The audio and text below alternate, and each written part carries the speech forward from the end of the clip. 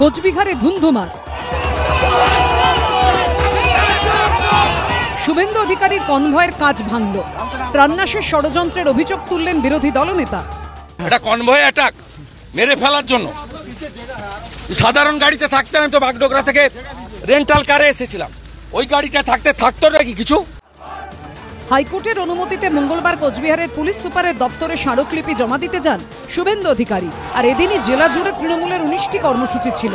বাগডোগরায় পৌঁছে মঙ্গলবার সড়ক পথে আলিপুরদুয়ারের ফালাকাটা হয়ে কোচবিহার জেলায় ঢোকেন শুভেন্দু অধিকারী। এরপর প্রথমে ঘোকসাডাঙ্গায় আর তারপর খাগড়াবাড়িতে বিক্ষোভের মুখে পড়তে হয় তাঁকে।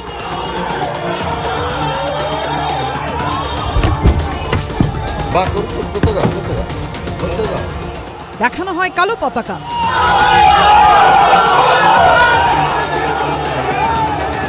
ভাঙা হয় গাড়ির কাজ।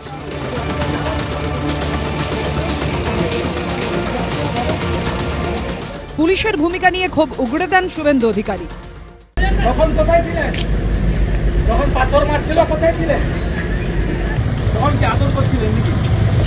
হ্যাঁ, মোল্লাদের সঙ্গে আদর করছিলেন।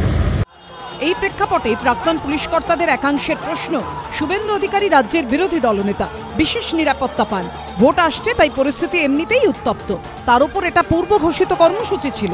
তাহলে এত কিছুর পরও শুভেন্দু অধিকারীর রুটে কি করে বিক্ষোভ দেখানোর সুযোগ পেলেন তৃণমূল কর্মীরা?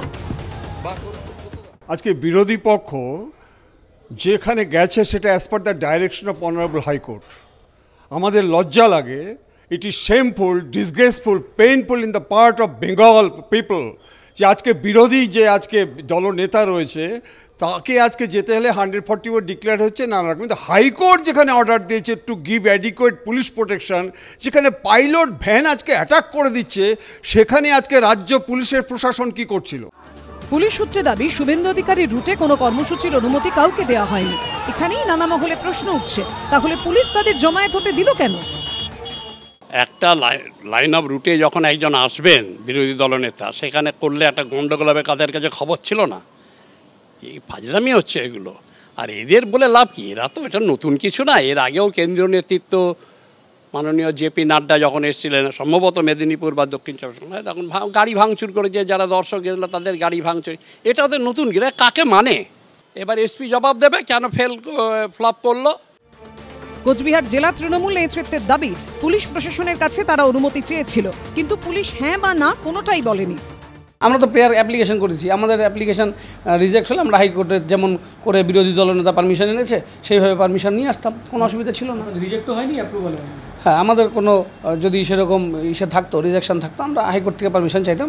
আমাদের বিশ্বাস মাননীয় আদালত যেমন শুভেন্দু অধিকারীকে অনুমতি দিয়েছে বাংলা বিদ্বেষীদের হয়ে ঘোরার, আমাদের নিশ্চয়ই পারমিশন আমরা পেয়ে যেতাম।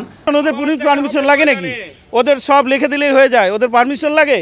ওদের পারমিশনের ব্যাপার নাই, ওদের পারমিশন চালাই চলে। গোটা ঘটনাক্রম প্রসঙ্গে বারবার কোচবিহারের পুলিশ সুপারের সঙ্গে যোগাযোগের চেষ্টা করা হলেও তিনি ফোন ধরেননি। শুভেন্দু ভট্টাচার্য ও ঝিলম করঞ্জায়ের রিপোর্ট, এবিপি আনন্দ।